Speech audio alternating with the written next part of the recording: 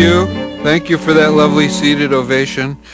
Tonight I shall read the great poem, The Pied Piper of Hamelin, by some poet guy. The Pied Piper by some poet guy. A couple hundred years ago in Hamelin by the Bay, there was a lovely city where the children were at play.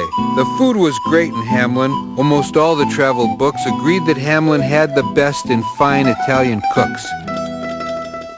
The cuisine was the very best. The people grew and thrived until the day one summer when the rodents all arrived. No one knows where they came from nor what caused the sudden boom, but soon the town was swarming with a rat in every room. The mice were in the buildings, in the churches and the schools. They filled the local marketplace and all the swimming pools. You'd open up a cupboard and you'd find them in your grub. When someone tried to take a bath, the mice would share the tub. The worst of it was that the chefs could not make food to please. You cannot cook Italian when the rodents take your cheese. The people stormed the castle and were brief and most concise, demanding that the king should act to rid their town of mice. Alas, the people had a king as craven as could be, who never ever would accept responsibility. The timid James II, more evasive than a bird, would not admit involvement in the birth of James III. And as with any problem, his reaction was the same. You needn't find solutions if you find someone to blame. The king called his advisors, and they huddled to determine just whom to hold responsible for getting rid of vermin. The king explained the goal was not to stop the mice assault.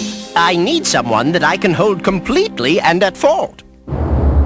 They studied all the choices, all the scapegoats and buffoons, and picked a man named John who was a maker of cartoons. They brought him to the king, who told this lowly illustrator, From now on, your new title is the Town Exterminator. The young man said, I know the mice are most unwelcome guests, but I know not the first thing about getting rid of pests. I promise to support your plans. The royal coward said. Just do the job and do it well, and you'll not lose your head. The king took to his balcony and regally decreed that John would drive the mice away with all apparent speed. He then fled to his throne room, feeling sorry for the schnook, for John was on the hot seat and the king was off the hook. At first the people welcomed John, some sparse applause and cheers, but then they all went running when he asked for volunteers. Without a single ally, no assistance or advice, the one named John set out to rid the village of the mice. He tried to chase the rodents, but they only chased him back. There were too many mice for John to mount a true attack. He tried to set up traps for them. They mocked his sad attempt. The mice laughed at him all the day, and even while he dreamt. He tried each store-bought product, every mice-controlling spray, and not a single one of them drove one small mouse away. The people started to complain. John's mood was very down. The day a handsome stranger chanced to venture into town. The stranger's fame preceded him, the honors and the glory. And why'd it take so long to get a cat into the story?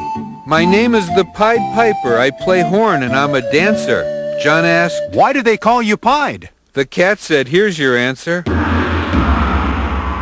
You have a rodent problem. Let me lay an offer on you.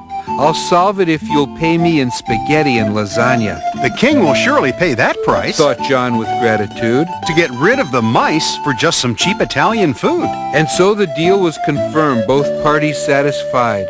The piper took his pipe out and of course was quickly pied. His music had two strange effects in different neighborhoods. It caused the mice to get in step while humans threw baked goods. The rodents were all victims of his musical harangue. Most humans held their ears in pain and hurled a mean meringue. In spite of that, he went to work throughout the afternoon. The piper danced around the town and played his catchy tune. The rats came in all sizes, from the skinny to the wide, and fell in step behind the one continually pied. From everywhere in Hamelin, mice were dancing from their holes.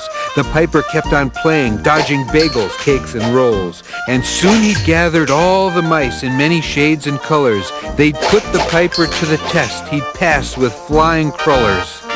He led the mice right out of town. The people started cheering the minute that they realized the mice were disappearing. But none was quite as happy as the lad the king recruited. He'd solved the mouse dilemma without getting executed. But when he went to tell the king they owed the cat a meal, he found His Highness not inclined to honor any deal. The king said, You may think it cheap for driving off the mice, but go and tell your piper that I will not pay his price. To do so would be to admit I had to get a hand. The people must believe their king was fully in command. He had the young man dragged away and ordered a parade, while John went down to tell the cat he'd not be getting paid. I promised you lasagna, but the king won't pay your fee. The piper wasn't too surprised. He said, Leave this to me. When I play the forbidden notes, and this is not a boast, I'll take away the beings that this town will miss the most. He made a strange adjustment to the valves upon his pipe and started in to play a tune of some uncanny type. The young man had a scary thought, and he was heard to say, You're going to take the children of the village all away. The piper stopped his brand new tune and said, You must be deaf. Who needs a bunch of children? I want every pasta chef.